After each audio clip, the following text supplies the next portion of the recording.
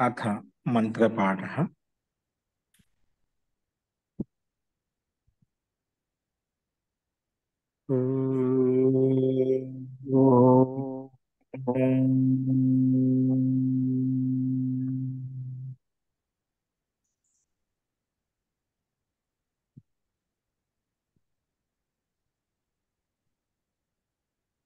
सहनाववतु सहनौ सहनौ भुनक्तु भुनक्तु सह वीर्यं करवावहै तेजस्विनावधीतमस्तु मा विद्विषावहै।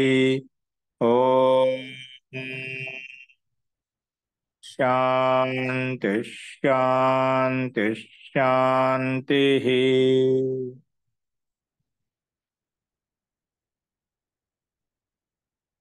సర్వేభ్యో నమః. అందరికీ నమస్కారం అండి. మనము బృహదారణ్యక ఉపనిషత్తులో ప్రథమ అధ్యాయం చెప్పుకుంటున్నాము. అందులో రెండవ బ్రాహ్మణం వరకు మనం చెప్పుకున్నాము. రెండవ బ్రాహ్మణంలో ఈ సృష్టి ఏదైతే ఉందో ఆ సృష్టిలో ఒక రకంగా అశ్వమేధ యజ్ఞం నడుస్తున్నది. ఇక్కడ ఉన్నటువంటి బ్రహ్మాండంలో ఉన్నటువంటి తత్వాలు ఏవైతే ఉన్నాయో పిండంలోని తత్వాలన్నిటిని పోలిస్తూ ఇక్కడ తులన చేస్తూ మనకు ఆ బ్రహ్మాండం యొక్క రహస్యాన్ని, బ్రహ్మాండంలో ఉన్నటువంటి తత్వాల గురించి మనకు వ్యాఖ్యానించుకున్నాము. ఇప్పుడు ఈ ప్రథమాధ్యాయంలో తృతీయ బ్రాహ్మణం చూడండి. ఇక్కడ ప్రాణ సంబంధి దేవతలు అసలు యొక్క కథాంశం ఇవ్వబడింది. దేవతలకు అసురులకు మధ్య జరిగేటువంటి ప్రతిస్పర్ధ ఏదైతే ఉందో ఆ ప్రతిస్పర్ధ విషయంలో ఏ విషయంలో ప్రతిస్పర్ధ చేయబడింది అనే విషయాన్ని ఇక్కడ కథా రూపంలో చెప్పబడింది. అదేంటో మనం చూద్దాం. తృతీయ బ్రాహ్మణ్ చూడండి. ముందుగా ఉద్గీత బ్రాహ్మణ్ ఏంటి, దాంట్లో ఉద్గీత బ్రాహ్మణ్ అంటే ముందు ఉద్గీతాన్ని అంటే ఓంకారాన్ని, ఆ పరమేశ్వరుని ధ్యానించాలనే భావనతో ఇక్కడ చెప్పబడింది అనమాట. ఉద్గీత బ్రాహ్మణం అని చెప్పి చెప్పుకున్నాం. అదేంటో చూడండి. ద్వయాః ప్రాజాపత్యాః దేవాశ్చ అసురాశ్చ తతః కనీయసా ఏవ దేవాః జ్యాయస అసురాః తే ఏషు లోకేషు అస్పర్ధంత తే హ దేవాః ఊచుః హంత అసురాన్ యజ్ఞ ఉద్గీతేన అత్యయామేతి. అసురాన్ యజ్ఞ ఉద్గీతేన, యజ్ఞరూపి ఉద్గీతం ద్వారా అత్యయామేతి అంటే అతిక్రమం చేయాలి అనే ఉద్దేశంతో. అంటే ద్వయ అంటే ఇక్కడ ఆ ప్రజాపతికి ప్రజాపత్యాః ద్వయాః ఏవ అంటే ఇద్దరు సంతానం. ప్రజాపతి పరమేశ్వరునికి, ఆ బ్రహ్మకి ఇద్దరు సంతానం. ద్వయా ప్రజాపత్యాః దేవాః అసురాశ్చ. ఆ ప్రజాపతి ఇద్దరు సంతానం, దేవతలు మరియు అసురులు. అందులో ఈ దేవతలు అసురులు ఇద్దరు వాళ్ళ ప్రజాపతి యొక్క సంతానమే కాబట్టి అందులో ఎవరు పెద్దవాళ్ళు ఎవరు చిన్నవాళ్ళు అంటే తతః కనీయసాః ఏవ దేవాః, వాళ్ళు దేవతలు అంతా చిన్నవాళ్ళు. ఏంటి, ఆ ప్రజాపతికి చిన్నవాళ్ళు అన్నమాట. అలాగే దేవాః తతః కనీయసా ఏవ దేవాః, అలాగే జ్యాయస అసురాః అంటే పెద్దవాళ్ళు ఎవరంటే వాళ్ళిద్దరు ఎవరు పెద్దవాళ్ళు అంటే అసురులు పెద్దవాళ్ళు అన్నమాట. దేవతలంతా కూడా చిన్నవాళ్ళు.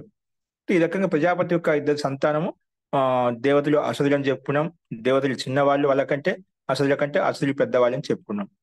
యేసు ఇద్దరు దేవతలు అసురులు ఎవరైతే ఉన్నారో లోకేషు అస్పర్ధంత, లోకాల్లో ఈ మూడు లోకాల్లో ఉంటూ వాళ్ళు స్పర్ధించారన్నమాట. ఒకరికి స్పర్ధించుకున్నారు. ఏం స్పర్ధించుకున్నారు?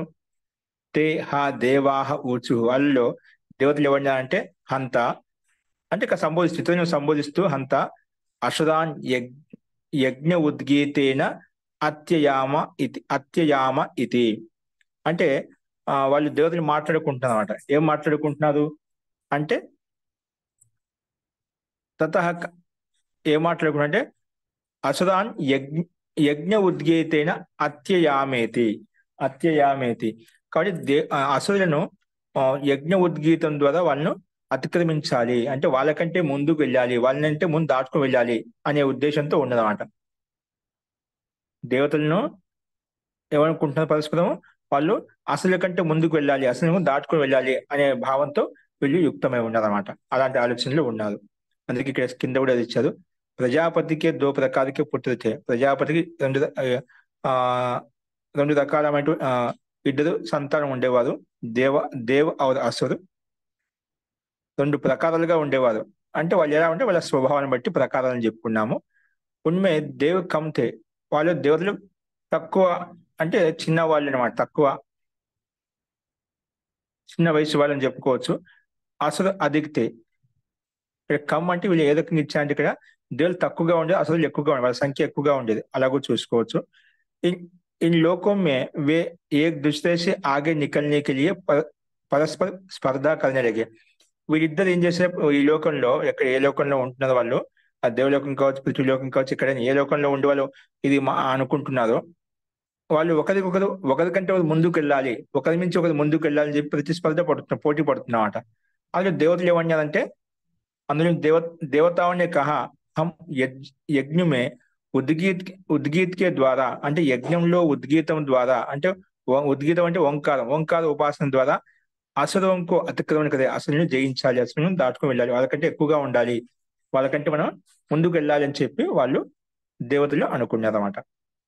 అందుకోసం ప్రయత్నం చేస్తున్నారు. మరి సంకల్పించారు కదా ఇలా వాళ్ళకంటే ముందు ఉండాలని చెప్పి, ఆ సంకల్పానుగుణంగా ఇక్కడ ముందుకెళ్తున్నారు. ఏ రకంగా ముందుకెళ్తున్నారు చూడండి.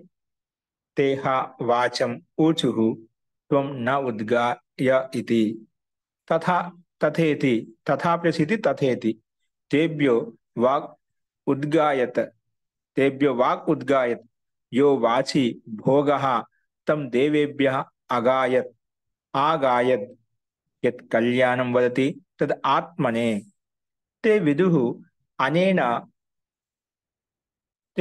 అనేన వై న ఉద్గాత్ర అత్యేస్యంతి ఇతి తం అవిధృత్య పాప్మన అవింధ్యన్ స యః స పాప్మ యద్ ఏవ ఇదం అప్రతిరూపం వదతి స ఏవ స పాప్మ స ఏవ స పాప్మ.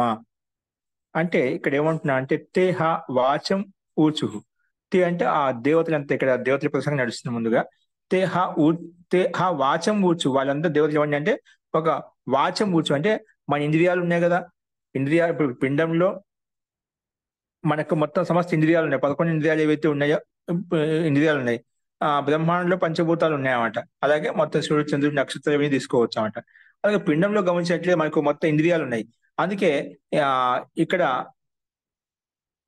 ఆ దేవతలు ఎంత ఏం చేశారంటే వాక్కును ఆహ్వానించారు. ఇంద్రియాల్లో వాక్కును ముందు చెప్పేది, ఆ వాక్కును చెప్తూ, వాక్తో సంబోధిస్తూ తేహ వాచం ఊచు, వాక్కుతో చెప్పేది అనమాట. త్వం నా త్వం నహ ఉద్గాయ ఇది. వాక్కుతో ఏం చెప్పేదంటే ఈ దేవతలంతా కూడా నువ్వు మా కోసము నువ్వు ఉద్గీతం చెయ్యి, ఏంటి నువ్వు మా కోసం ఉద్గీతం చెయ్యి అని చెప్పి వాక్కును ప్రార్థించారన్నమాట. ఎవరు? ఈ దేవతలంతా కలిసి వాగింద్రియాన్ని ప్రార్థించారంట. తథా ఇతి, తథేతి అంటే తథా ఇతి, అలాగే అస్తు, నేను మీకోసం నేను ఉద్గీతాన్ని చెప్తాను, ఉద్గీతాన్ని ఉచ్చరిస్తాను. అందుకే తేభ్యో వాక్ ఉద్గాయత్, అందుకే తేభ్యో అంటే ఆ దేవతల కొరకు వాక్ ఉద్గాయత్, వాక్ అనేది ఉద్గానం చేసిందంటే ఉద్గీతాన్ని పాడింది, ఉద్గీతాన్ని గానం చేసింది అన్నమాట. యో వాచి భోగ అంటే ఎవరి ఆ వాక్కు ద్వారా అయితే భోగం చేస్తామో లేదా కర్మ చేస్తామో తమ్ దేవేభ్య అగాయత్, అది ఆ వాక్కు ద్వారా అయితే కర్మ చేస్తున్నామో ఆ కర్మ యొక్క ఫలితం, కర్మ చేస్తున్న ఫలితం ఉంటుందా, ఆ ఫలితం ఏంటి? వాళ్ళు అసలు కంటే ఎక్కువ ముందుకు వెళ్ళాలని భావంతో వాళ్ళు ప్రయత్నం చేస్తున్నారు, అదే ఫలం ఇక్కడ. అందుకే యో వాచి భోగ, ఆ వాక్కు ద్వారా అయితే భోగం అంటే కర్మ చేస్తామో ఆ భోగం ఏం కలుగుతుంది, ఫలప్రాప్తి ఏది కలుగుతుంది, తమ్ దేవేభ్య అగాయత, ఆ భోగం కర్మ ఏం చేస్తున్నాం, తమ్ ఆ భోగం అంటే భోగం యొక్క ఫలం ఏదైతే ఉందో ఫలాన్ని దేవేభ్య అగాయత, ఆ ఫలం ఎవరి కోసము, దేవతల కొరకు వాళ్ళు ఆ గాన అంటే వాక్కు ద్వారా ఉచ్చరించబడుతుంది, ఉద్గీతాన్ని ఉచ్చరించబడుతుంది. దాని యొక్క ఫలం ఎవరికంటే దేవతల కోసమే. కానీ దేవేభ్య అగాయత, ఇదంతా ఫలం కూడా దేవతల కోసమే చెప్పబడింది, ఉద్గీతాన్ని పాడబడింది అనమాట. కానీ యత్ కళ్యాణం వదతి తద్ ఆత్మనే, అందులో ఆ పుణ్యకర్మ ఏదైతే కర్మ ఫలితం వస్తుందో ఆ పుణ్యకర్మ చేసిన వల్ల ఆ కర్మ ఫలంలో దాంట్లో ముఖ్యమైనటువంటి పదార్థాలు ఏవైతే ఉన్నాయో అవి వాక్కు స్వార్థంతో తన కోసం పెట్టుకున్నమాట. ముఖ్యమైన పదార్థాలు యత్ కళ్యాణం వదతి ఏంటి, మంచి మంచి వాక్కుతో ఏదో మంచి మంచి విషయాలు చెప్తుందో అది తన కోసం, తన స్వార్థం తన కోసం తద ఆత్మనే తద ఆత్మ కళ్యాణం కొరకు ఉంచుకుందామంట స్వార్థంగా. ఇప్పుడు దేవతల కోసము ఆ ఉద్గీతం చేసిన పోతే ఏదైనా ఫలప్రాప్తి దేవతల కోసం ఇవ్వాలి కదా. అందులో దేవతల కోసం ఇస్తూ కూడా దాంట్లో ఉత్తమైన వాక్ వచనం ఏదైతే ఉందో, పదార్థాలు ఏవైతే ఉన్నాయో తద ఆత్మనే ఆత్మ కోసం దాచుకుంటున్నామట. ఆత్మ కోసం ఉంచుకో స్వార్థంతో. ఏది వాగింద్రియం తే విదుహు. ఈ విషయము ఈ వాక్కు స్వార్థంతో యుక్తమై ఉంది. తన ఆ విశిష్టమైన పదార్థం తన కోసం ఉంచుకుంటుందని చెప్పి ఈ విషయం అంటే తే అసురులు విదుహు ఈ విషయం తెలుసుకునేవాడ. తే విదుహు తే అసురులు ఈ విషయం తెలుసుకున్నాడ. వాక్కు స్వార్థంతో తన కోసము మంచి మంచి పదార్థాలను ఉంచుకుంటుందని చెప్పి. అది ఆ స్వార్థం వచ్చిందంటే అక్కడ దోషం వచ్చిందన్నమాట. అక్కడ స్వార్థం వచ్చిందంటే దోషం వచ్చిందన్నమాట. అందుకే తే విదుహు అనేన వై నా ఉద్గాత. ఈ ఉద్గాత ద్వారా అంటే వాకింద్రియ రూపి అది మనకు ముందే చెప్పుకున్నా అంటే దేవుడిందా ఉద్గాత రూపంలో మా కోసం నువ్వు పాట పాడు అని ఉద్గీతాన్ని పాడు అని చెప్పి చెప్పుకున్నామాట. అందుకే తే విదుహు అసలు తెలుసుకున్న విషయాన్ని అనేన వై నా ఉద్గాత అత్యేస్యంతి ఇది. అనేన వై నహ నహ నా శబ్ద ఇక్కడ నహ మా అనేన వై నహ అంటే ఈ ఉద్గీతం ద్వారా నహ మనల్ని దాటుకుని వెళ్ళాలనుకుంటున్నారు, మనల్ని అతిక్రమించాలనుకుంటున్నారు వీళ్ళు. అంటే వాకురూప ఇంద్రియ ద్వారా వాకురూప ఇంద్రియాన్ని ఉద్గాతగా స్వీకరించి ఆ ఉద్గాత ద్వారా అత్యేస్యంతి మమ్మల్ని దాటుకుని వెళ్ళాలనుకుంటున్నారు. అందుకే ఆ విషయం తెలుసుకుని తమ అభిధృత్య ఆ విషయాన్ని తెలుసుకొని చేసేది తమ్ అభిధృత్య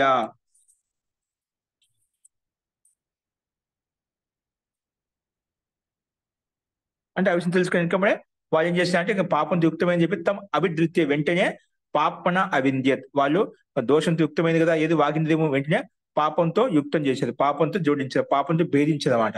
ఇది వాగింద్రియాన్ని ఏ రకంగా భేదించారంటే ఆ వాక్కులో పాపంతో పాటు మంచి వాక్యాలతో పాటు చెడు వాక్యాలు చెప్పే విధంగా కూడా ఆ రకంగా యోజించదన్నమాట, ఆ రకంగా యుక్తం చేసేదన్నమాట, పాపంతో భేదించదన్నమాట. పాపాన్ని పుణ్యాన్ని రెండు రకాలుగా చెప్పే విధంగా వాక్కుని ఆ రకం తయారు చేశారు. అంటే సత్యం మాట్లాడుతుంది, అసత్యం మాట్లాడుతుంది అని చెప్తున్నమాట. అంటే అది ఎక్కడైతే దోషం కలిగిందో, ఎందుకంటే స్వార్థం వచ్చిన స్వార్థం దోషం ఉంటుందన్నమాట.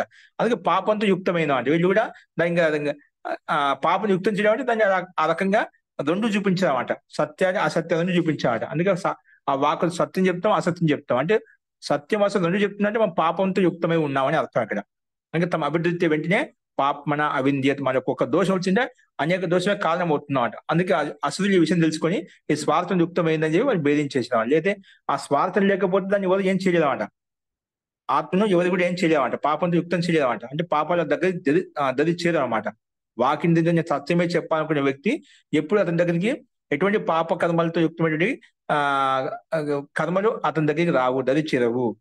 కానీ ఇక్కడ స్వార్థం వచ్చిన వెంటనే తమ అభివృద్ధి తెలుసుకుని వెంటనే పాపన అవింద్య పాపంతో భేదించారు.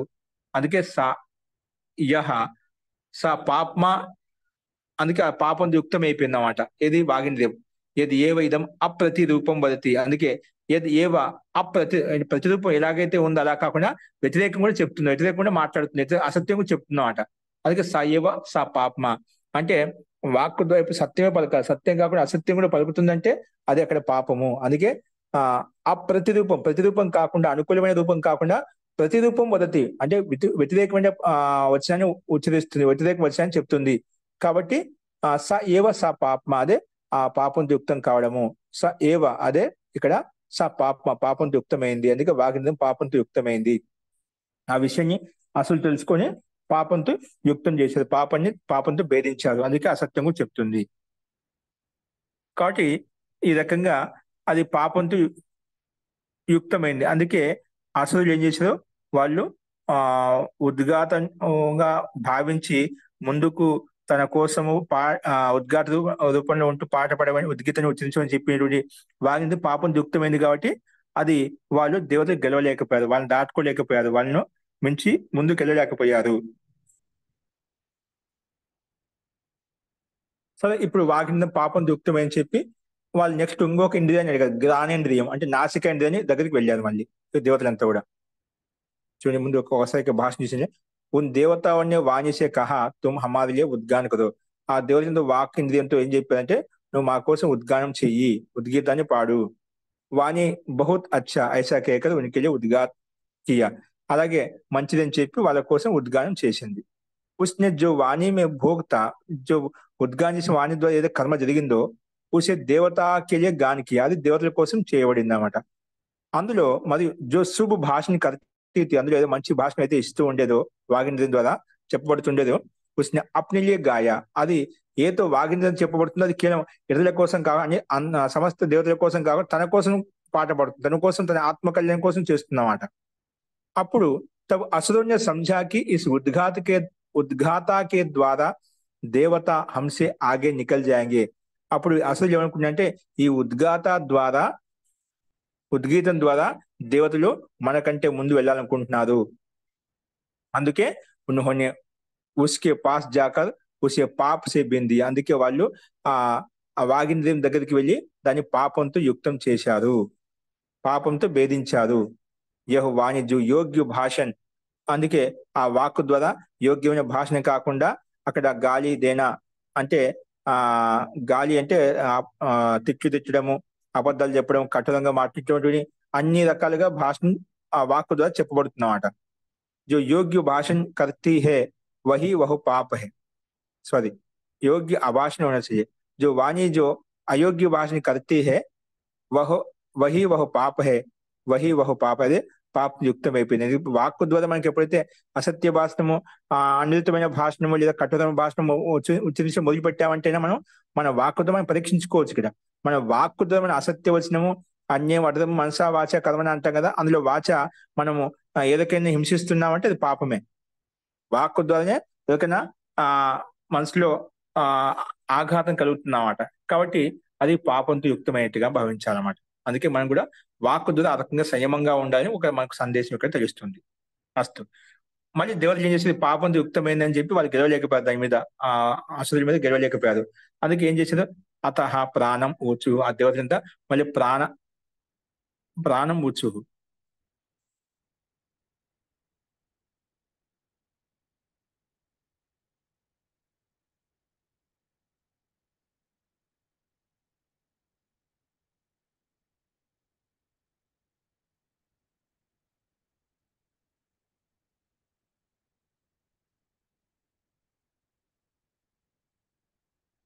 ఇక్కడ ప్రాణం అంటే ఏమిటి, నాసికేంద్రియం అనమాట. ఓకేనా. అతః ప్రాణం ఊచుహు త్వం నః ఉద్గాయ ఇతి ఉద్గాయేతి తథేతి తథా ఇతి తథేతి తేభ్యో ప్రాణ ఉద్గాయత్ యః ప్రాణే భోగః తం దేవేభ్యః ఆగాయత్ యత్ కళ్యాణం జిగ్రతి తద్ ఆత్మనే తే విదుః అనేన వై న ఉద్గాత్ర అత్యేష్యంతి ఇతి తం అభిధృత్య పాప్మన అవింద్యన్ స యః స పాప్మా యదేవ యద్ ఏవ ఇదం అప్రతిరూపం జిగ్రతి స ఏవ స పాప్మా, స ఏవ స పాప్మా. అందుకే తర్వాత ఆ దేవత ప్రాణం ఊచుహు, ప్రాణం అంటే ఆ నాసికేంద్రియాన్ని, అది నాసికలు ఆ ప్రాణ శక్తి ఉంటుంది కదా, అందుకే ప్రాణం ఊచుహు. త్వం నః ఉద్గాయ ఇతి నువ్వు మా కోసము ఉద్గీతం చెయ్యి, ఉద్గానం చెయ్యి. తథేతి అలాగే నేను ఉద్గానం చేస్తాను మీకోసం. అందుకే తేభ్య అంటే వాళ్ళ కోసం, ఆ దేవతల కోసం ప్రాణ ఉద్గాయత అంటే నాసికేంద్రియము ఉద్గానం చేసిందన్నమాట. యహ ప్రాణే భోగ, ఆ ఉద్గానం చేసినప్పుడు నాసికేంద్రియం ద్వారా ఏదో భోగం జరిగిందో, కర్మ జరిగిందో, తమ దేవేభ్య అగాయ, అది దేవతల కోసం చేసిందన్నమాట, దేవతల కోసం పాడింది అనమాట. కానీ అందులో ఏదో శ్రేష్టంగా శ్రేష్ఠ కర్మలు చేస్తుందో అక్కడ కళ్యాణం జిగ్రతి, ఇది అయితే మంచి సుగంధమైన వాసన చూస్తుంది, సుగంధకరమైనటువంటి అంటే చెడు సుగంధం మంచి రెండు చూస్తూ ఉంటాం. అక్కడ ఏదైతే కళ్యాణం జిగ్రతి, ఏదో మంచి అయితే వాసన చూస్తుందో లేదా ఆత్మనే. ఇది కూడా నాసికేంద్రియం కూడా అంటే గ్రాణేంద్రియం కూడా శ్వాసంతో ఏదైతే మంచి సుగంధమైనటువంటి పదార్థాలు ఏవైతే ఉన్నాయో అది తన కోసం ఆత్మ కళ్యాణం కొరకు, ఆత్మ కొరకు ఉంచుకున్నామట. తే విదుహు, వాళ్ళు అసలు ఆ విషయం, ఇది కూడా నాసికేంద్రియం కూడా అంటే గ్రాణేంద్రియం కూడా పాపంతో యుక్తమైంది, స్వార్థంతో యుక్తమైంది. కాబట్టి ఆ విషయం తెలుసుకుని అనేవై నః ఉద్గాత్ర అత్యేష్యంతి ఇది, వీళ్ళు ఈ ఉద్గాత ద్వారా, గ్రాణేంద్రియపు ఉద్గాత ద్వారా మనం గెలవాలనుకుంటున్నారు, ముందు వెళ్ళాలనుకుంటున్నారు. కాబట్టి అది తెలుసుకొని తమ అభివృద్ధి వెంటనే పాప్మన అవిద్యను వాళ్ళు కూడా వెంటనే స్పందించి వాళ్ళు ఆ జ్ఞానేంద్రియాన్ని పాపంతో యుక్తం చేశారు, పాపంతో భేదించారు. అందుకే సా యహ సా పాప్మ యది ఏవ ఇదం అప్రతిరూపం జిగ్రతి.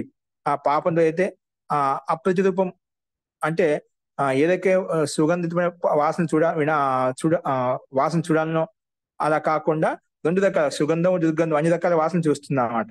అంటే ఎప్పుడు దుర్గంధం కూడా చూస్తుందో, దుర్గంధం పట్ల కూడా ఆ సువాసన అనేది దుర్వాసన అనేది రెండింటికి గ్రహిస్తుందో అది పాపంతో యుక్తమైంది. అందుకే సయేవ స పాపం, అది పాపంతో యుక్తం కావడము.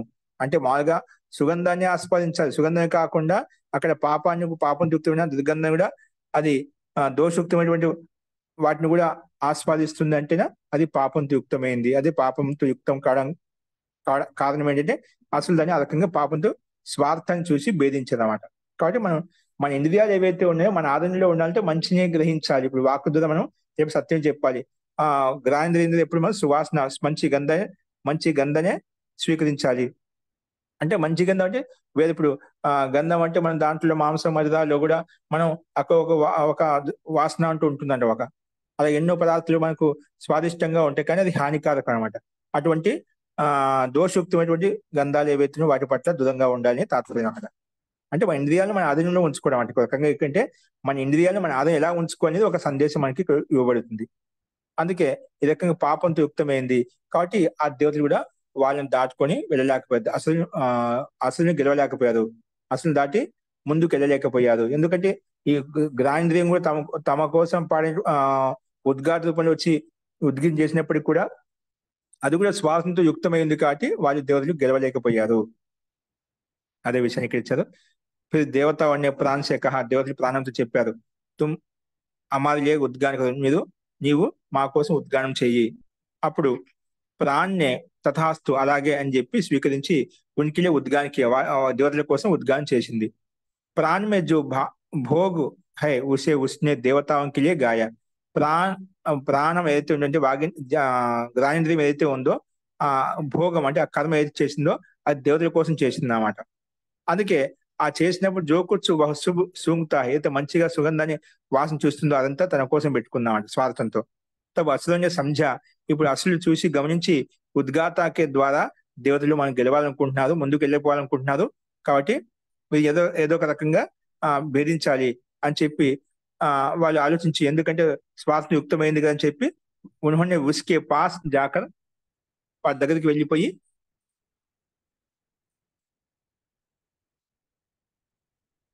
ఉసే పాప్ సే బెందియా అని పాపంతో భేదించదన్నమాట. జో యోగ్య సుంగ్తా అయితే యోగ్యమైంది వాసన చూసినదో యహి వహు పాప హై, యహి వహు పాప హై. యోగ్య అంటే తాత్పర్యం ఇక్కడ యోగ్యమైన అది యుక్తి సంగతమైనది. యహి వహు పాప హై, యహి వహు అంటే ఇక్కడ అయోగ్య శబ్దికుడు ఇస్తే బాగుంటుంది. ఇక్కడ యోగ్య కాకుండా అది పాపంతో యుక్తమైంది అని చెప్పి మనం అర్థం చేసుకుంటామంట. ఓకేనా? దుర్గంధమైనటువంటి సువాసన చూస్తున్నదో అది పాపంతో యుక్తం చేసేది, పాపంతో భేదించాలి కాబట్టి అది పాపంతో యుక్తమైంది. అందుకే ఇక్కడ కూడా దేవతలు గెలవలేకపోయారు. అసలుతో ముందు పోటీ పడుతున్నారు, వాళ్ళతో కంటే ముందుకు వెళ్ళాలని చెప్పి ఇక్కడ పాపంతో యుక్తమైంది కాబట్టి వాళ్ళు ముందుకు వెళ్ళలేకపోయారు. తర్వాత మళ్ళా గ్రాంధేయం వదిలిపెట్టి మళ్ళీ చక్షు ఇంద్రియం దగ్గరికి వచ్చారు. అతహ దేవతలంతా మళ్ళీ చక్షుతో చెప్పారు. ఏం చెప్పారు? త్వం నహ ఉద్గాయ ఇది, నువ్వు మా కోసం ఉద్గానం చెయ్యి, ఉద్గీతం చెయ్యి. తథేతి అలాగే చేస్తాను. తేభ్య వాళ్ళ కోసము చక్షు ఉద్గాయ, ఆ దేవతల కోసం చక్షు ఉద్గానం చేసిందన్నమాట, ఉద్గీతాన్ని పాడింది అనమాట. యశ్చ చక్షుషి భోగ, ఆ కళ్ళ ద్వారా అయితే భోగం చేయబడుతుందో అంటే చూస్తున్నాము, మంచి చూస్తున్నాం, చెడు చూస్తున్నాడు. ఆ కర్మ ఏదైతుందో తమ్ దేవేభ్య అగాయత్, అది ఏదైతే కర్మ ద్వారా చేస్తుందో కళ్ళ ద్వారా చూడడం అనేది అది దేవేభ్య దేవతల కొరకు చేయబడింది, దేవతల కొరకు పాడబడింది అనమాట. కానీ అందులో కూడా కళ్యాణం పశ్చిది అయితే మంచి దృశ్యాలను చూస్తుందో తద ఆత్మని తన కోసం ఉంచుకుంది, మంచి ఏవైతే ఉందో తన కోసం ఉంచుకుందామట. తే విదుహు, అది ఈ విషయాన్ని అసురులు తెలుసుకునేది అనమాట. ఇది పాపం యుక్తమై స్వార్థం యుక్తమై తన కోసం ఉంచుకుంటుంది అని చెప్పగానే ఆ విషయం కనిపించగానే వెంటనే తే విదుహు అనేన వై నా ఉద్గాత అత్యస్యంతి ఇది, వీళ్ళు ఈ ఉద్గాత ద్వారా చక్షుడికి ఉద్గాత ద్వారా మనల్ని గెలవాలనుకుంటున్నారు అని చెప్పి తెలుసుకొని తమ అభివృద్ధి వెంటనే మన అవిద్యను వెంటనే తమ అభివృద్ధి పరిగెత్తి వాటిని పాపంతో యుక్తం చేసినామంట. ఏదాన్ని చక్షుంద్రియాన్ని కూడా పాపంతో యుక్తం చేశారు. అందుకే అప్పటి నుంచి ఈ పాపంతో యుక్తం చేసేది కాబట్టి సా పాపంతో యుక్తమైన జీవాత్మకు ఇంద్రియం కూడా ఏం చేస్తుంది, కళ్ళ ద్వారా మనకు మంచి చూస్తుంది, చెడు చూస్తుంది, అన్ని రకాలుగా గమనిస్తున్నామట. అన్ని చెడు క్రమం రెండు చూస్తున్నామట.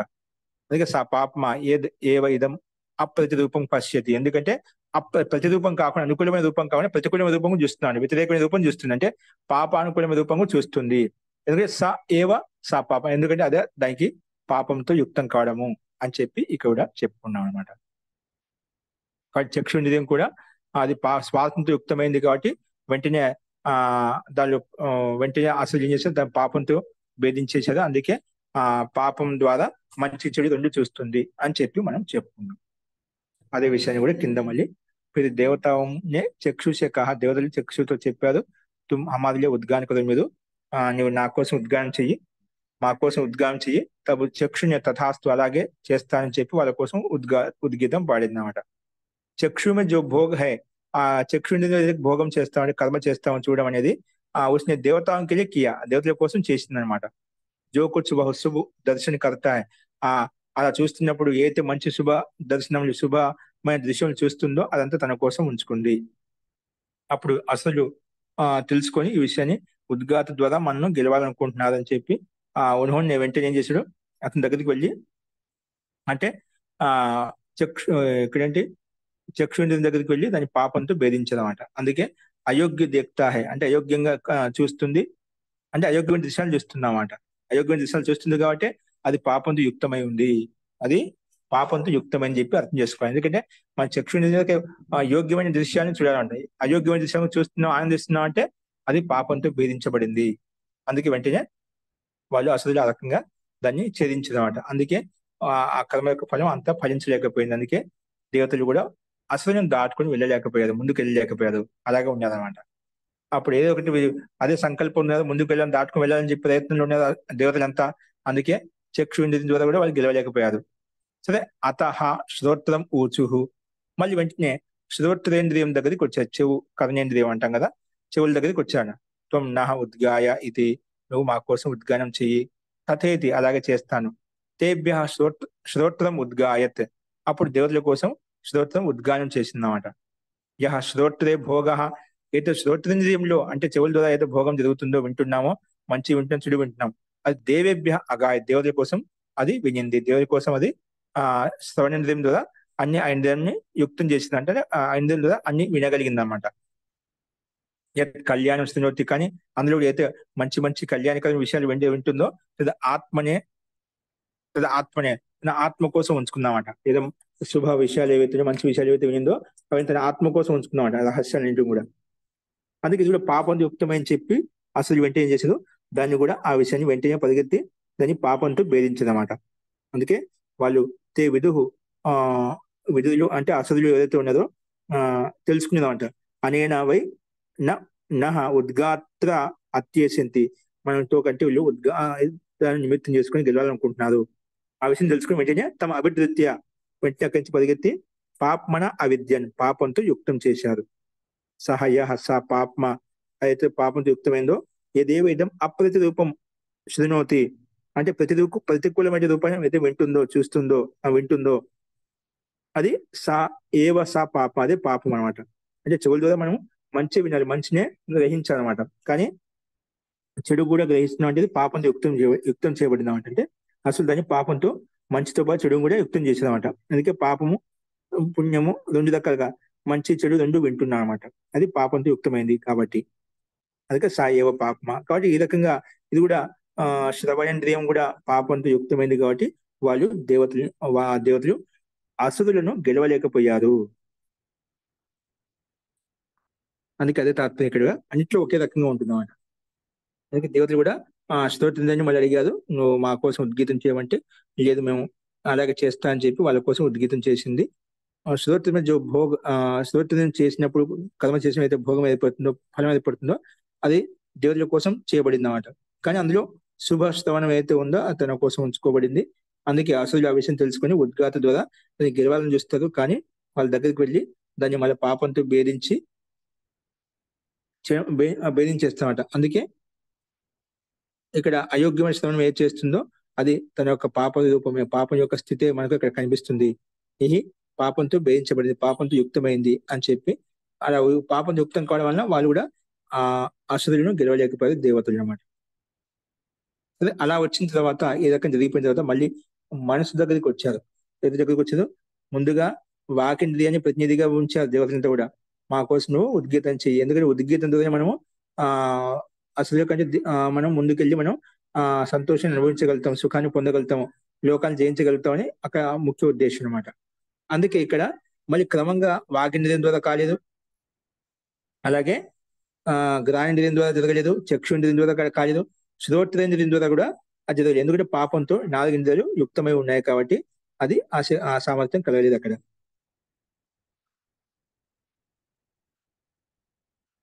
అస్తు ఇప్పుడు మళ్ళీ మనసు దగ్గరికి వచ్చారు దేవతలంతా కూడా.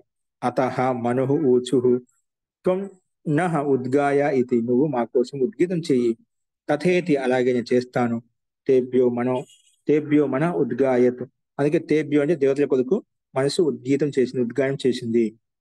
యో మనసి భోగా యో మనసి భోగ తం దేవేభ్య అగాయత్, ఏదైతే మనసి ఆ యో మనసి భోగ, అది మనసులో ఏదైతే భోగం ఉందో అది దేవతల కొరకు పాడబడింది అనమాట. అంటే మనసులో మనసు ద్వారా ఏదైతే భోగం చేయబడిందో, కర్మ చేయబడిందో, అంటే మంచిని వినడం, మంచిని గ్రహించడం, ఇవన్నీ ఏవైతే చేస్తున్నామో అవి దేవతల కొరకు చేయబడింది అనమాట. కానీ అందులో కూడా ఏదైతే మంచి గ్రహిస్తుందో ఏది కళ్యాణం సంకల్ప అయితే, ఆ మనసుతో అన్ని సంకల్పాలు వికల్పాలు చేస్తుంటాం కదా, ఆ మనసుతో అయితే ఆ కళ్యాణం సంకల్పించామో తద ఆత్మనే, ఆత్మ కోసం ఉంచుకున్నారు. తద ఆత్మనే, ఆత్మ కోసం ఆ మనసు ఉంచుకున్నమాట స్వార్థంతో. ఆ విషయం తెలుసుకుంటే విదుహు తెలుసుకొని అనేనవై నా ఉద్గాట్ర నహ ఉద్గాట్ర అత్యేస్యంతి ఇది, అందుకే వాళ్ళు అసలు అర్థం తెలుసుకుని ఆ ఉద్గాత ద్వారా మనం గెలవాలనుకుంటున్నారు అని చెప్పి ఆ విషయం తెలుసుకుని వెంటనే తమ అభివృద్ధిత్య ఆ పాప్మన అవింద్యని, పాపంతో యుక్తం చేశారు. సాయ సా పాప్మ యద్ ఏవ ఇదం అప్రతిరూపం సంకల్పయతి, యద్ ఏవ ఇదం అప్రతిరూపం, ప్రతిరూపం కాకుండా అప్రతిరూపం అంట, అనుకూలం కాకుండా వ్యతిరేకంగా ఏ సంకల్పం చేస్తుందో, భిన్నంగా సంకల్పం చేస్తుందో, విరుద్ధంగా సంకల్పం చేస్తుందో అవన్నీ కూడా సాయవ సా పాప, అదే పాపంతో యుక్తం చేయబడింది. ఏవం ఖలు ఏతాహ దేవతాహ పాప్మన అభిదుపాసజన్, ఈ రకంగా ఆ మన ఇంద్రియం కూడా అంతతో గత్వ పాపంతో యుక్తం చేయబడింది అనమాట. సంకల్ప వికల్ప రెండు చేస్తున్నమాట. అందుకే వీన్ని కూడా స పాప్మ ఏవ అమం ఖలు ఏతాహ దేవత, ఈ దేవతలు కూడా పాపం అభిరుపాసృజన్, ఇవన్నీ కూడా పాపంతో యుక్తమై ఉన్నాయి. ఏంటి? వాగింద్రియము, చక్షు ఇంద్రియము, శ్రోత్రేంద్రియము, జిహ్వా ఇంద్రియ సారీ ఘ్రాణేంద్రియము, అలాగే మనో ఇంద్రియం కూడా, ఇవన్నీ కూడా ఏంటి? పాపంతో భేదించబడ్డాయి, పాపంతో ఛేదించబడ్డాయి. అందుకే పాప్మ అభిరుపాసృజన్, అవన్నీ పాపంతో ఆ, సృష్టించబడ్డాయి, లేక నిర్మించబడ్డాయి అన్నమాట.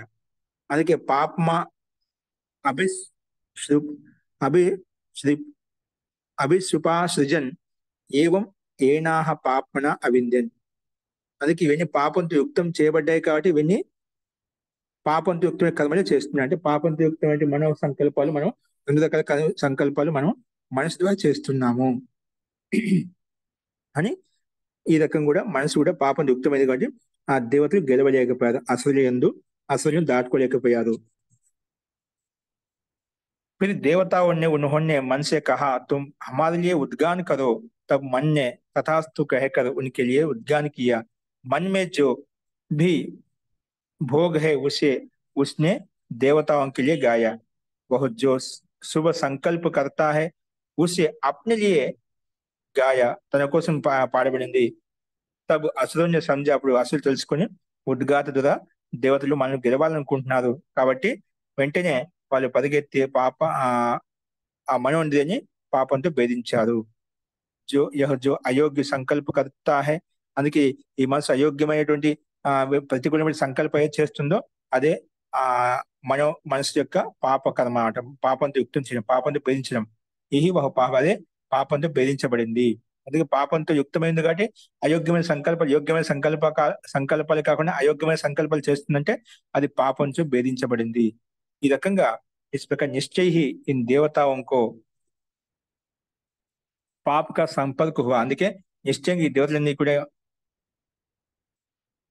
నిశ్చయ इन देवताओं को పాప్ కా సంపర్క్ హువా. అందుకే ఈ దేవతలు పాపం సంపర్కం ఏర్పడాయి. ఎందుకు ఇంద్రియాలతో యుక్తమై ఉన్నారు కదా, అందుకే ఇంద్రియాలకు ఆ దేవతల్లో పాపంతో యుక్తమై ఉన్నారు. పాప్ కా సంపర్క్ హువా.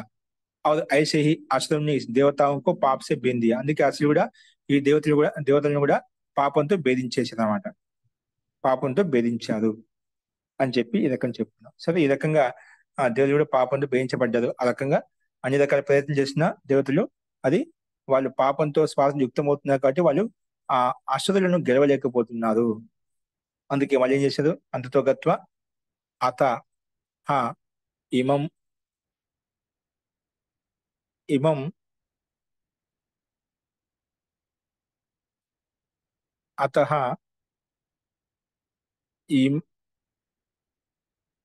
ఇమం ఆసన్యం ప్రాణం ఊచు. అత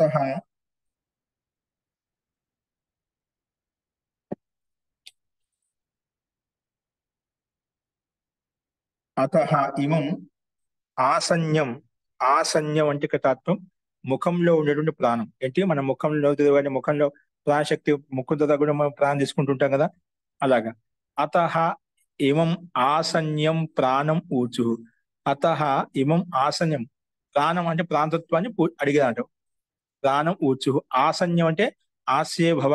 ఆస్యం అంటే ముఖంలో ఉండే ప్రాణాన్ని వాళ్ళు సంపర్కం చేశారు దేవతలంతా కూడా. అందుకే హేమం అత ఇమం ఆసన్యం ప్రాణం, ఆ ముఖంలో ఉన్నటువంటి ప్రాణాన్ని అడిగారన్నమాట. త్వం నహ ఉద్గాయ ఇది, నువ్వు మా కోసం ఉద్గీతం చెయ్యి అని చెప్పి ప్రాణతత్వాన్ని అడిగారన్నమాట దేవతలు. తథేతి, అలాగే చేస్తాను. తేభ్య ఏష ప్రాణ ఉద్గాయత, వాళ్ళ కోసం తేభ్య దేవతల కోసం ఏష ప్రాణ, ఈ ప్రాణము ఉద్గానం చేసింది అంటే ఉద్గీతం చేసింది. తే విదుహు, అప్పుడు వాళ్ళు తెలుసుకున్నారు. అనేన వై ఉద్గాత్ర అత్యేస్యంతి ఇది, వీడి ద్వారా మనను ఈ ఉద్గాత ద్వారా మనల్ని వాళ్ళు గెలవలేదు. ఎందుకంటే పాపంతో యుక్తమై ఉన్నారు. ఆ విషయం తెలుసుకున్నారు కదా. ఎందుకంటే తేభ్యో ప్రాణ ఉద్గాయత అని చెప్పినాం. వాళ్ళు కూడా ఆ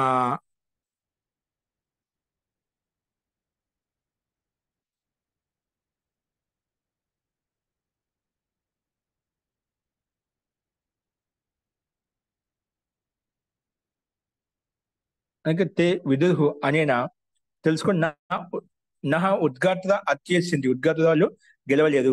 అందుకే ఆ విషయం తెలుసుకొని తమ అభివృద్ధియ పాపమన అవింద్యన్, ఆ విషయం తెలుసుకుని వాళ్ళు పాపంతో యుక్తం చేసేది, భేదించారు అన్నమాట. ఎవరిని, ప్రాణాన్ని కూడా పాపంతో భేదించారు. స యథ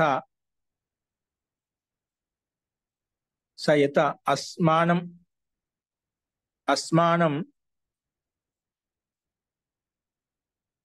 అస్మాన్ మృత్వా లోష్టో విధ్వంసం తేన ఏవ విద్వః సమానాః విశ్వంచో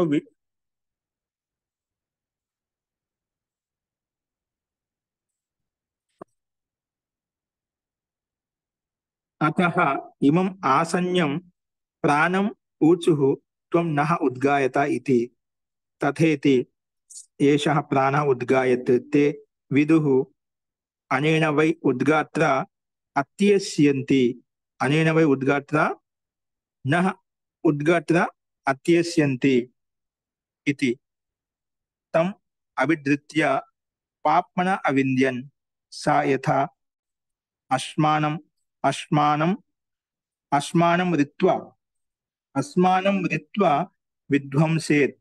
అస్మానం రిత్వా విధ్వంసేత్ ఏవం ఏవ విధ్వంసమానాః ఏవం ఏవ విధ్వంసమానాః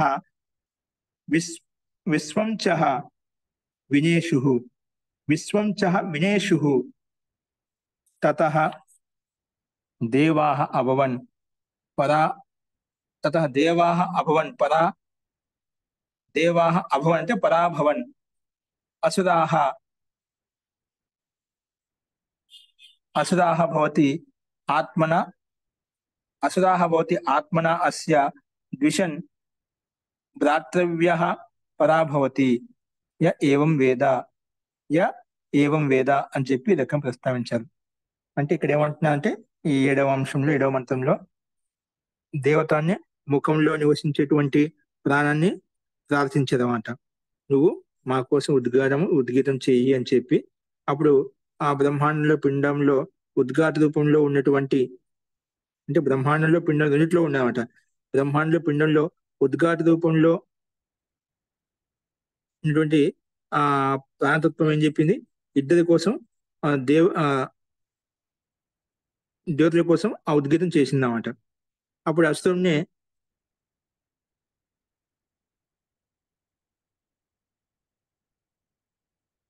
వీటి యొక్క సహాయం చేత వాళ్ళు కూడా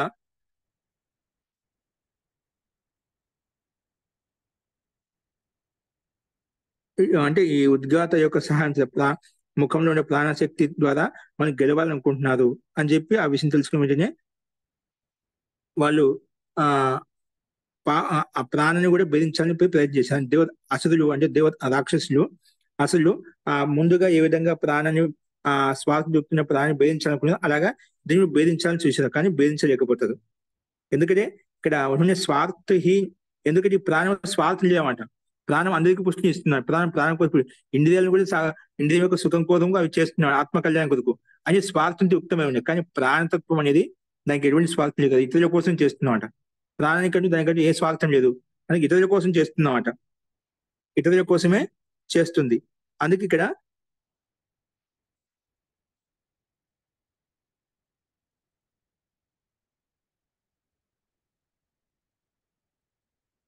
ఏ రకంగా అయితే అన్య భిన్న ఇంద్రియాలను పాపంతో భేదించాలని ప్రయత్నం చేశారో అసురులంతా కూడా కూడా భేదించాలని ప్రయత్నం చేసినప్పుడు వాళ్ళు ఒక మిట్టికి ఢిలేకి సమానం ఏమైపోయింది, వాళ్ళు చక్నాథ్ సూద్ అంటే వాళ్ళు బాగా పిండి పిండి అయిపోయింది అనమాట.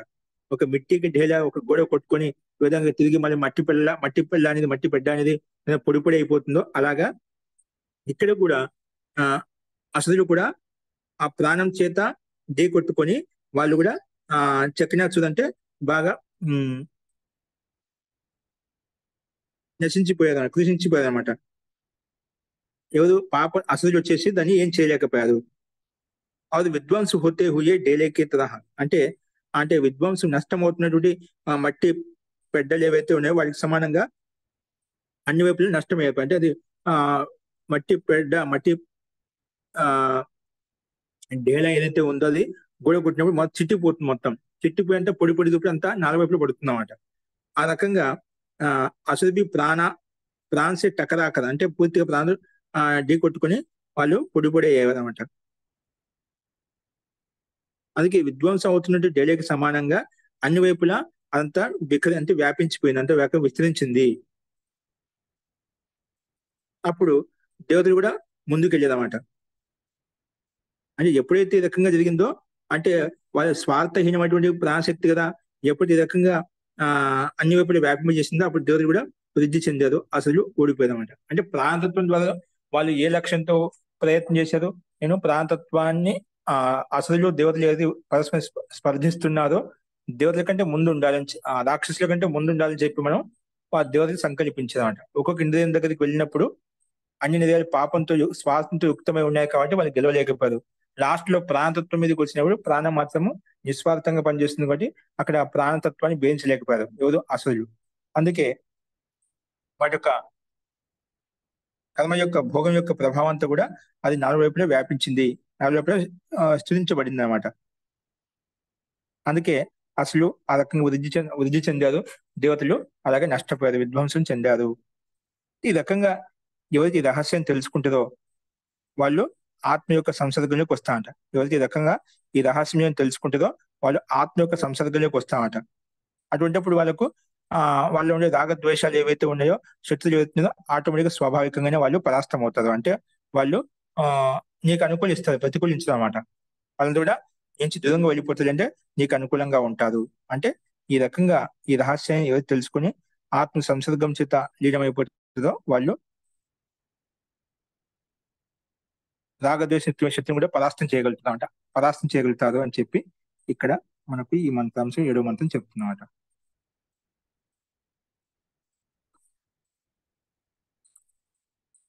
फिर आपने मुख में रहने वाले प्राण से कहा, ముఖంలో ఉన్న ప్రాణంతో చెప్పారన్నమాట. తుమ్ తుమ్ హమారే లియే ఉద్గాన్ కరో, నువ్వు మా కోసం ఉద్గీతం చెయ్యి. అప్పుడు ప్రాణంను తథాస్తు అని చెప్పి అలాగే స్వీకరించింది, ఉద్గానం చేసింది దేవతల కొరకు. తబ్ అసురుణ్య సంధ్య, అప్పుడు అసలు ఏమైనా అర్థం చేసుకుంది అంటే ఈ ఉద్గాత ద్వారా దేవతలు మనం గెలవాలనుకుంటున్నారు, మనకంటే ముందు వెళ్ళాలనుకుంటున్నారు.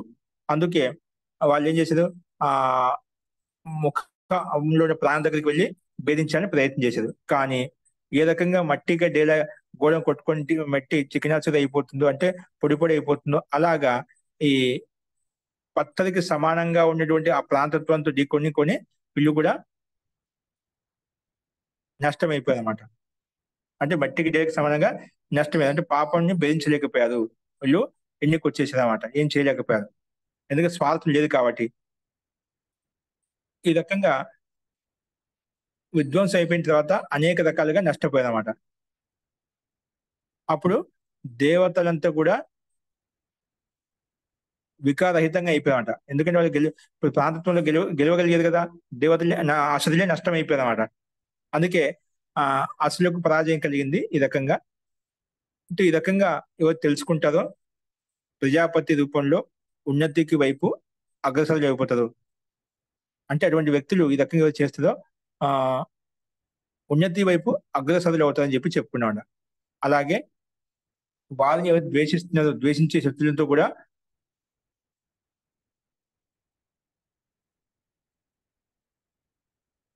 శత్రులు అయితే వాళ్ళు కూడా పరాజయం పొందుతారు.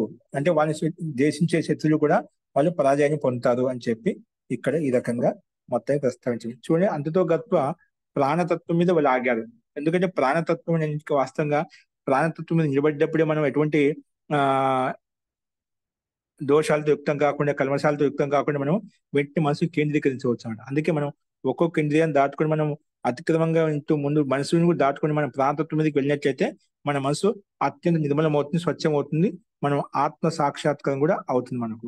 అంటే ప్రాణతత్వం మీద ఉండే తత్వం ఉపాసన ఆ రకం ప్రాణోపాసన అంటామంట. అందుకే ఆ రకంగా చేయాలి. మన ఇంద్రియాలు చేసినప్పుడు ఏమవుతుంది, ఇంద్రియాలు తన శ్వాసంతో ఇంద్రియాల సుఖం కోసం ఉన్నాయి కాబట్టి వేరే ఒకటి ఆకాంక్షిస్తూ ఉంటాయన్నమాట. కామన ఉన్నంత వరకు ఏమవుతుందంటే అక్కడ సాంసారిక బంధనం ఉంటుంది. అందుకే దాన్ని దాటుకొని మనం ఆలోచించాలి అంటేనా ఈ రకంగా ప్రాణతత్వం మీద ఉపాసన చేసినట్లయితే మనకు ఇంద్రియాలు అన్ని ఇంద్రియాలు ఏవైతే ఉన్నాయో వాటిని అంతా ప్రభావితం చేయమాట. ఆ ప్రాణేంద్రియం ద్వారా మనం లీనమయ్యాం కాబట్టి మనకి యథాతత్వబోధ కలిగి మనం ఇంకా అత్యంత ముందుకు వెళ్ళగలుగుతాం అనమాట. అదొక స్థితి మనలో ఉత్పన్నమవుతుంది. మొత్తానికి ఈ రకంగా ఈ విషయంలో 7వ మంత్రంలో ఇలా ప్రస్తావించబడినమాట. ఈ మంత్రం చూసినట్లయితే తే హ ఊచుహు క్వానో అసో అభూత్ యో నా ఇత్తం అసక్తే త్యయం ఆస్యే అంతరితి సో అయాస్య అంగిరసో అంగనాహి రసః.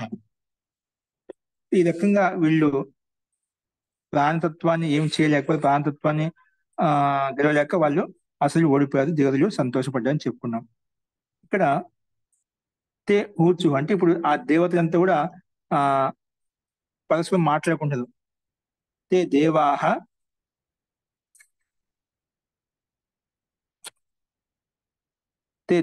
తే హ ఊచు, ఆ దేవతలు ఆ పరస్పరం మాట్లాడుకుంటారు. అలాగే తే ఊచు అడగాలనుకుంటున్నారు. ఏ రకంగా తే హ ఊచు క్వా ను సో అభూత్ క్వా నో స అభూత్ అంటే క్వా అంటే ఎక్కడ,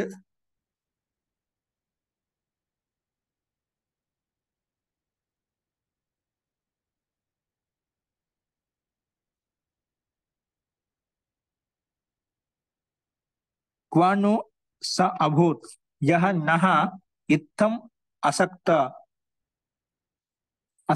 ఇది. అంటే ఇక్కడ దేవతలు పరస్పరం మాట్లాడుకుంటా ఏమడిగారంటే ఇక్కడ స అభూత్ వహు మనల్ని ఈ రకంగా ఆసక్తంగా ఉన్నటువంటి స్థితిని చూసి, అంటే ఇక్కడ అప్పుడు విజయత్వాన్ని పొంది ఈ రకంగా అనుకుంటున్నమాట. అంటే ఇప్పుడు ప్రాణతత్వాన్ని ఏం చేయలేక అసలు ఓడిపోయారు కదా, అంటే ఆ అసలుకి దాటుకుని వెళ్ళిపోయారు కదా, అందుకే ఈ విజయాన్ని చూసి ఆ దేవతలంతా ఏమంటున్నా అంటే ఎవరైతే మనకి ఈ రకంగా మనకు ఆ ఎవరైతే ఈ రకంగా మనకు సహాయం చేశారో, ఎవరైతే మనకి ఈ రకంగా ముందు అండగా ఉండి మనకు గెలుపుకు ఆధారభూతం అయ్యారో అది ఇక్కడ ఎవరు ప్రాంతత్వం అనమాట. అది ఏమిటంటే అది ఆయస్యం అంటారు. ఏంటి ఇత్తం ఏదైతే ఉందో మనకు వెంట ఉండి మనకు ముందు తీసుకెళ్ళేదో అది ఆసక్త అంటే ఆయస్తం. దాన్ని ఆయస్తం అంటామంట. అయం అంటే ఇక్కడ ఏంటి ముఖము. ఆస్తే అంటే ఏమిటి అందులో కూర్చున్నటువంటి ప్రాంతత్వం అంట. అందుకే ఏ రకంగా అర్థం చెప్పామంటే అయం ఆస్తే, అయం ఆస్యే. అయం అంటే ఈ ముఖంలో ఉన్నటువంటి ఆ ప్రాంతత్వము. అయం అనే ముఖం తీసుకున్నాం. ఆస్య అంటే అందులో ఉన్నటువంటి ప్రాంతత్వము. ఈ రకంగా దీన్ని అయాస్థ అని చెప్పి అయాస్య అని చెప్పి పిలుచుకున్నాం. అయము లో ఉన్నటువంటి అయ భాగం తీసుకున్నాము. ఆస్తేలో ఉన్నటువంటి ఆ భాగం తీసుకున్నాం అన్నమాట. ఆస్య భాగం తీసుకున్నాం. అయంలో అయ భాగము, ఆస్యలో ఆస్య భాగం తీసుకున్నట్లయితే అయాస్య అని చెప్పుకుంటామంట. దీన్ని ఏం చెప్పుకుంటాం? అయాస్య. దీనికి ఆంగిరస అని కూడా చెప్పబడిందన్నమాట. ఏం చెప్పబడింది? ఆంగిరస అని కూడా చెప్పబడింది అన్నమాట. ఆంగిరస. అందుకే నహ ఇత్తం ఈ రకంగా అసక్త ఇది అయం ఆస్యే అంతః ఇది. నేను ఆస్య అంటే ముఖంలో, అంతః లోపల విద్యమానంగా ఉంటాయన్నమాట. ఈ రకంగా అయాస్య, అయాస్య అంటే ముఖ నివాసి, ముఖంలో ఉన్నటువంటి ప్రాంతత్వము. దాన్ని అయాస్య అని చెప్పి చెప్పుకున్నాము. లేదా ఆంగిరస అని పేరుతో మనం ప్రస్తావించుకున్నాం. ఎందుకంటే అంగానాం హి రస, ఎందుకంటే అంగాలకు ఇది రసభూతంగా ఉంటుంది, సారభూతంగా ఉంటుంది అన్నమాట. ఆనందంగా ఉంటుంది కాబట్టి మనం అంగానాం హి రస అని చెప్పి చెప్పుకున్నాం. అంగంక రసం అని చెప్పి చెప్పుకున్నాం. కాబట్టి మొత్తానికి అయంక అయ ఆస్యలో ఉన్నటువంటి ఆస్య కలుపుకొని మనం అయాస్య అని చెప్పుకున్నాము. ఎందుకంటే అంగాలకు కూడా రసయుక్తమైనటువంటిది, అంగాలకు కూడా రసయుక్తమైనటువంటిది కాబట్టి ఆంగిరసం కూడా చెప్పుకున్నామాట. రసయుక్తమైనది కాబట్టి అందుకే దాన్ని ఇక్కడ అయాస్య అనే ఆంగిరస శబ్దంతో కూడా మనం ఉచ్చరించుకున్నాము. ఈ రకంగా వీళ్ళు ఆ విజయాన్ని పొందిన తర్వాత ప్రాతత్వం ద్వారా వాళ్ళు ఈ రకంగా అంటున్నారు. ఇక్కడ ముఖంలో ఉన్నటువంటి తత్వం ప్రాతత్వం ఏదైతే ఉందో అదని అయాస్యం అంటాము, లేదా దీన్ని ఆంగిరసం అని కూడా అంటాము అని చెప్పి ఆ విషయాన్ని కేవలం ఉల్లేఖించినమాట. అది ఇక్కడ మనం 8వ మంత్రంలో మనం చూసాము. దేవతా బోలే జిస్నే హమే ఇస్ ప్రకార్ దేవభావ को प्राप्त किया. దేవతలు ఎప్పుడు ఏమన్నా అంటే ఈ రకంగా మనం దేవభావానికి, దేవత్వానికి, విజయానికి కారకులయ్యారో, జిస్నే ఎవరి ద్వారా మనం విజయానికి ప్రాప్తమయ్యామో వహ్ కహా హై, వహ్ ఎక్కడ ఉన్నాడు అంటే ఆ ప్రాంతం ఎక్కడ ఉంది, ఆ ప్రాంతం ఎక్కడ ఉందంటే ఉన్హోనే విచార కలికే నిశ్చయకి, అప్పుడు వాళ్ళు విచారించి నిశ్చయించారు ఎవరు? ఆ దేవతలంతా. ఇహ ఆస్య అంటే ముఖం యొక్క లోపల ఉంటుంది, ముఖం యొక్క లోపల ఉంటుంది. అందుకే ముఖం అంటే అయం అని చెప్పుకున్నాం. ఆస్యం అంటే ఆస్యేభం, ఆస్య అంటే కంఠంలో, ముఖంలో ఉండే దాన్ని ఆ తత్వాన్ని, ప్రాంతత్వాన్ని మనం అయాస్యం అని చెప్పుకుంటాం. అందుకే ఇహ ఆస్య అంటే ముఖకే భీతర స్థితి హై అంటే ముఖం లోపల ఉన్నది. అతః ఇహ ప్రాణ్, ముఖం లోపల ఉన్నది ఇహ ప్రాణ్, దాన్ని అయాస్య అని చెప్పుకుంటాం. ఏమనుకుంటాం? దీన్ని అయాస్య అని చెప్పి చెప్పుకుంటాను. అందుకే క్యోంకి అంగోంక రస, ఇది అంగాలకు రసవంతమైన అంటే సంపూర్ణ అంగాలకు ఈ ప్రాంతత్వం ఉంటే రసం యుక్తంగా ఉంటుంది. ఆ ప్రాంతత్వం లేకపోతే అంగాలు ఏంటంటే నిర్వీర్యం అయిపోతాయి, నీరసయుక్తం అయిపోతాయి అంట. ప్రాణశక్తి ఉన్నంత వరకు ఏమవుతుంటే అన్ని గతివిధిగా నడుస్తూ ఉంటాయి. ప్రాంతత్వంలో ఏమి వెళ్ళిపోయిందంటే వెంటనే అది రసయుక్తంగా ఉండదు. అంటే ప్రాణం అంటేనే అంటే రసయుక్తమైంది. అందుకే యహ ప్రాణ్ అయాస్య కహలాతా హై. ఎందుకంటే ఈ అంగాలకన్నిటికీ రసయుక్తమైనటువంటిది. ఈ ప్రాణశక్తి ఉన్నంత వరకు అన్నిట్లో చైతన్యం ఉంటుంది, గతి ఉంటుంది. అందుకే అంగిరస అని చెప్పి చెప్పుకున్నాము. ఏం చెప్పుకున్నాం? అంగిరస అని కూడా మనం ఈ రకంగా ప్రస్తావించుకున్నాం. ఈ రకంగా దేవతలంతా కూడా వాళ్ళు అసురుల మీద విజయం సాధించాలి, వాళ్ళకంటే ముందుకు వెళ్ళాలని చెప్పి వాళ్ళు భావిస్తూ ఒక్కొక్క ఇంద్రియం ద్వారా నిమిత్తంగా ప్రతినిధిగా ఉంటూ వాళ్ళు ముందుకు పంపించినప్పుడు కూడా అన్ని ఇంద్రియాలు కూడా, సమస్తం ఇంద్రియాలు కూడా అంటే ముఖ్యంగా వాగింద్రియము, గ్రాంద్రియము, చక్షుంద్రియము, శ్రోత్రేంద్రియము, మనేంద్రియము, ఇవన్నీ కూడా పాపంతో శ్వాసంతో యుక్తమై ఉన్నాయి. కాబట్టి ఆ విషయాన్ని తెలుసుకుని దేవతలు, ఆ రాక్షసులంతా దాన్ని పాపంతో భేదించారు. అందుకే అప్పటి నుంచి మన మనసు ద్వారా, ఇంద్రియం ద్వారా మనం పాపకర్మ పుణ్యకర్మలు అన్ని చేస్తున్నామట. అందుకే పాపంతో యుక్తమైంది కాబట్టి అన్ని చేస్తూ వచ్చాము. అందుకే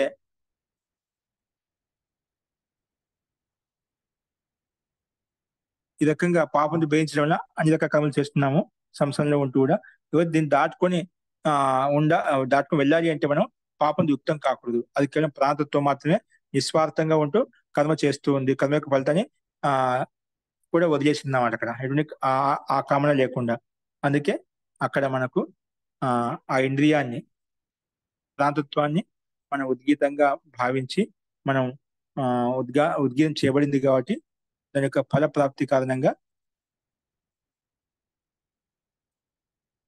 దేవతలు విజయం సాధించారు. అసలు కంటే ముందుకు వెళ్ళగలిగారని చెప్పి ఆ విషయం తెలుసుకున్నాము. కాబట్టి ఈ రకంగా తెలుసుకొని ఈ రకంగా ఉపాసన చేస్తే వాళ్ళు కూడా అదే విధంగా ఉన్నతమైన స్థితిని పొందుతారు అనేది మనం ఇక్కడ ఈ భావం తీసుకోవచ్చు. ముఖ్యంగా మన ఇంద్రియాలు ఎటువంటి స్థితి ఉండాలి, మన ఇంద్రియాల పట్ల నియంత్రణ ఎలా ఉండాలి, ఏం చేయకూడదు. పాపం అంటే ఏమిటి? ధర్మ విరుద్ధమైనటువంటి న్యాయ విరుద్ధమైనటువంటి ఏ కర్మలను కూడా పాపం యుక్తమైనటువంటి. అనావశ్యక మాట్లాడడం, అనావశ్యంగా చేయడము, అనావశ్యక కర్మలు చేయడం, అది ఇంద్రియాల ద్వారా కూడా అనావశ్యక చూడడం కానీ, అనావశ్యకంగా వినడం కానీ, అనావశ్యకంగా మాట్లాడడం కానీ, ఇవన్నీ ఏ క్రియాకలాపాలు ఏ చేష్టలు అయితే మనం చేస్తున్నామో అన్ని సార్థకం ఉండాలి, ఉపయుక్తంగా ఉండాలన్నమాట. ప్రతి కర్మ కూడా సూక్ష్మంగా ఆలోచించాలి. ఉన్నాయి కదా ఖాళీ కూర్చున్నాం కదా చెప్పి కాలు ఊపుకుంటూ కూర్చున్నాం అనుకోండి, అది వ్యర్థమైన కర్మని. అది కూడా మనం ఏదో ఉండంగా ఖాళీ కూర్చుని ఏదో మాట్లాడదామని చెప్పి అది కూడా వ్యర్థమే. ఇక కర్మ అది సార్థకం లేకుండా ఔచిత్యం లేకపోతే అటువంటి కర్మ చేయకూడదు. పాపమే అంటే ఏం వ్యర్థంగా మాట్లాడినా అది పాపమే అవుతుంది. కానీ మా ఆకు ఎల్లప్పుడు ఇతరులకు ఉపయోగపడే విధంగా ఉండలేదు, ఆత్మ కళ్యాణానికి ఉపయోగపడే విధంగా ఉండలేదా, ఇతరులకు ఉపయోగపడే విధంగా ఉండాలి అన్నమాట. అదొక సంయమంగా ఉంచుకున్నట్లయితే ప్రతి ఇంద్రియాన్ని కూడా మనము అత్యంత శీఘ్రంగా మనం ఆ ప్రాంతత్వాన్ని పొందగలుగుతాము. ప్రాంతత్వాన్ని పొంది ఆత్మ సాక్షాత్కారం చేసుకోగలుగుతాం అన్నమాట. ఆ స్థితి మనం ఉత్పన్నం చేసుకోవాలి. ఎప్పుడైతే ఆ స్థితి ఉత్పన్నం అవుతుందో మనకు ఉత్తరోత్తరంగా ఉన్నతి కలుగుతుంది. మనకు శత్రువు అంటే ఎవరు ఉండదు అనమాట. మనం పూర్తిగా విజయాన్ని సాధించగలుగుతాము. ఆ జీవితంలో ఆ వ్యక్తి ఆధ్యాత్మిక మార్గంలో ప్రగతి చెందుతాడని చెప్పి విషయాన్ని మనం తీసుకున్నాం అనమాట. ఫస్ట్ ఇదే విషయాన్ని ఇంకా దేవతల విషయంలో కూడా ప్రస్తావించబడుతుంది. ఇంకా ఈ ఇంద్రియాలను కూడా ఇప్పుడు పాపంతో యుక్తమయ్యాయి, కానీ దేవతలు కూడా ఈ దేవతలలో ఉండేటువంటి ఇంద్రియాలే కదా, కాబట్టి వాటిని కూడా పాపరహితం చేస్తామండి. ఈ దేవతలతో కలిసి ఇప్పుడు జ్ఞానేంద్రియము వాగింద్రియం ఇవన్నీ పాపంతో యుక్తమై ఉన్నాయి కదా, అందుకే మనకు పాపం యుక్తమేమిటి అవి దుఃఖంలో కష్టాల్లో ఉన్నాయట. వాటిని అతిక్రమించాలి, ఈ పాపం దాటించాలి అని చెప్పి దేవతలతో కూడా ఒక్కొక్క ఇంద్రియం పాపరహితం చేస్తామట. ఆ పాపరహితం చేసే ప్రక్రియ అంతా తర్వాత ఇవ్వబడింది. అదేంటో మనం రేపు చూద్దాం. అస్తు అంటే రేపంటే ఎల్లుండి, రేపు ఆదివారం కదా. అస్తు. ఇందులో సందేహాలు ఉన్నాయా మహోదయం? ముఖము అంటే నోరనే కదా అక్కడ? అవును, ముఖం అంటే అయం అంటాం. అయంలో ముఖం నోరు, నోరులో ఉన్నటువంటి ప్రాణం, శ్వాస ప్రశ్వాసగతి తీసుకుంటుంటాం. ఆ ముఖం లోపలనే ప్రాణశక్తి ఉందని, ప్రాణతత్వం ఉందన్నమాట. దాన్ని ఆస్యం అంటే, ఆస్యం అంటే నోరు, ఆస్యంలో ఉండదని ఆస్యం. ఆస్యే భవం, కంఠంలో ఉందని, ముఖంలో ఉందని ఆస్యం అంటే. ఏది? కంఠంలో జిహ్వ ఉంది, కంఠంలో పండ్లు ఉన్నాయి, దంతాలు ఉన్నాయి, ఇవన్నీ ఉన్నాయి కదా, కొన్నాళ్ళుగా ఉంది అన్నీ అంట. అలాగా ప్రాణతత్వం కూడా ఉంది. అదే అందుకే ప్రాణోపాసన మనం చేయాలి. మనం ప్రాణ సాధన చేసేటప్పుడు, ధ్యానం చేసేటప్పుడు మనం ప్రాణం మీద కేంద్రీకృతం అయ్యామనుకోండి, మనసు అత్యంత త్వరగా నిర్మలంగా త్వరగా అది మనసు కేంద్రీకృతం అవుతుంది. అత్యంత ఆనందం కలిగిస్తున్నమాట. మనం ప్రాణ వరకు వెళ్ళి ఎప్పుడు ఇండియాలోనే ఉంటామంట. ఏదో ఒకటి ఇండియా మన చక్షు దగ్గర చూస్తూ ఉంటాం, ధ్యానంలో కూర్చొని ఏదో ఒకటి ఆలోచిస్తూ ఉంటాం, ఏదో చూస్తూ ఉంటాం, మన కంటికి అన్ని దృశ్యాలు కనిపిస్తుంటాయి. ఆ చెవులతో మనం విన్నట్టు ఏవైతే అన్ని గుర్తుకొస్తూ ఉంటాయి. అది జ్ఞానేంద్రియం కూడా ఉపాసన కూర్చొని మీద మనం తినేటువంటి పదార్థాలు ఏవైతే మన సుగంధం దుర్గంధం అన్ని వస్తూ ఉంటాయి అంట, మంచి చెడు అన్ని మనకు కనిపిస్తూ ఉంటాయి అన్నమాట. అలాగే మనసు ద్వారా సంకల్ప వికల్ప చేస్తుంటే అవన్నీ మనకు ధ్యానంలో కూర్చునేందుకు సంకల్ప వికల్పాన్ని మనసు యొక్క ఇంద్రియాలు అన్ని పనిచేస్తూ ఉంటాయి, ఒకదాని తర్వాత పనిచేస్తూ ఉంటాయి. ఎప్పుడైతే వెంటనే ఆపి, ఎందుకు ఇవన్నీ ధ్యానంలో కూర్చున్న అన్ని ఆలోచన చేస్తున్నాయి, విచారిస్తున్నాయి అంటే, ఆలోచనలు వస్తున్నాయంటే అవన్నీ పాపంతో యుక్తమైనవి. పాపం అంటే సత్యం అసత్యం రెండుతో యుక్తమై ఉన్నాయన్నమాట. పాపంతో అసత్యంతో, ధర్మంతో అధర్మంతో, న్యాయం అన్యాయంతో అన్ని యుక్తమై ఉన్నాయి. కాబట్టి ఏమవుతుందో అన్ని రకాల సంకల్ప వికల్పాలు చేస్తున్నాము. ఎప్పుడైతే మేము దాటుకుని ఎప్పుడైతే వెళ్తామో అప్పుడు డైరెక్ట్ గా ప్రాంతత్వం మీదకి వెళ్తాం. అప్పుడు ప్రాంతత్వం మీదకి వెళ్ళిన తర్వాత నేను ఎవరు అటాక్ చేయదనమాట. అప్పుడు నీకు మహతి ఆనందం కలుగుతుంది. నువ్వు అనుకునే విధంగా అన్ని జయించగలుగుతావు, సుఖాన్ని పొందగలుగుతావు. ఆత్మానుభూతి కలుగుతుంది నీకు. ఆత్మానుభూతి అనేది నీకు ఇంకా ఉత్తరోత్తరంగా ముందుకు వెళ్ళడానికి అత్యంత సహాయపడుతుంది. కాబట్టి మన ఇంద్రియాలను శాంతపరచుకోవాలి ధ్యానంలో.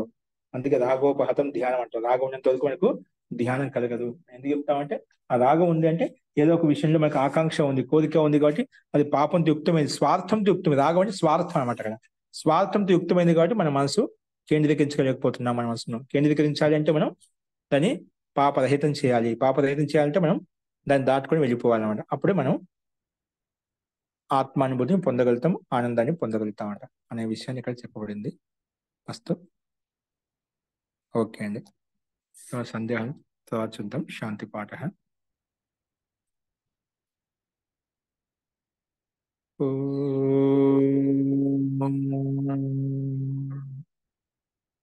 సర్వే భవంతు సుఖినః, సర్వే సంతు నిరామయాః, సర్వే భద్రాణి పశ్యంతు, మా కశ్చిత్ దుఃఖభాగ్ భవేత్.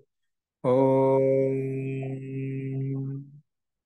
శాంతి శాంతి శాంతి. మహోదయ ఇవి మానవ మాత్రులు పాటించాలన్నా ఇవన్నీ చెప్తున్నాయండి వారు. ఏంటండి మానవ మాత్రులు ఇవన్నీ ఇట్లా చేస్తుంటాను మనకు చెప్పడానికి ఇవన్నీ విషయాలు మనం సందేశిస్తున్నాం అంటే ఇవన్నీ చెప్తున్నా అంటే పాపం యుక్తం చేస్తున్నా అంటే ఇవన్నీ ఇలా కర్మలు చేస్తున్నా మనకు సందేశం ఇస్తున్నామట. మన ఇంద్రియాలు ఇలాంటి దోషాలు చేస్తూ ఉంటాం, అన్ని చేస్తూ ఉంటాం, పాపాలు, అసత్యాలు, అన్యాయాలు మన ఇంద్రియాలు చేస్తూ ఉంటాం. కాబట్టి ఇవన్నీ మనం ఆ కామనతో ఉన్నాం కాబట్టి ఇవన్నీ మనం అంతర్ముఖంగా ప్రవేశించలేకపోతున్నాం. అందుకే ముందు వీటిని ఈ ఉపదేశంలో దేవతలు అసలు యొక్క దృష్టాంతం మనకి ఏం సందేశం, ముందు మన ఇంద్రియాలు మన ఆధీనంలో ఉంచుకోవాలి. ప్రత్యేక క్రియాకలాపం మనం మన మన జ్ఞానపూర్వకంగా జరగాలి. అలా రెండు చేస్తున్న కర్మలు, ధర్మాలు చేస్తున్న పుణ్య పాపాలు చేస్తున్నాం కాబట్టి మనకు ఆ మనిషి లోకంలో ఉంటూ మనం సాంసారిక విషయ భోగాన్ని అనుభవిస్తున్నాం అన్నమాట. అందుకే మన అత్యంత తృప్తి కలగడం లేదు. దీని ద్వారా మన ఇంద్రియాల పట్ల నియంత్రణగా ఉండి ప్రాణతత్వం మీద మనం దృష్టి పెట్టినట్లయితే మనం అంతర్ముఖంగా ప్రవేశించగలుగుతాం అనేది ఇక్కడ మన సందేశం అన్నమాట. అస్తు. నమస్తే మహోదయ. నమస్తే.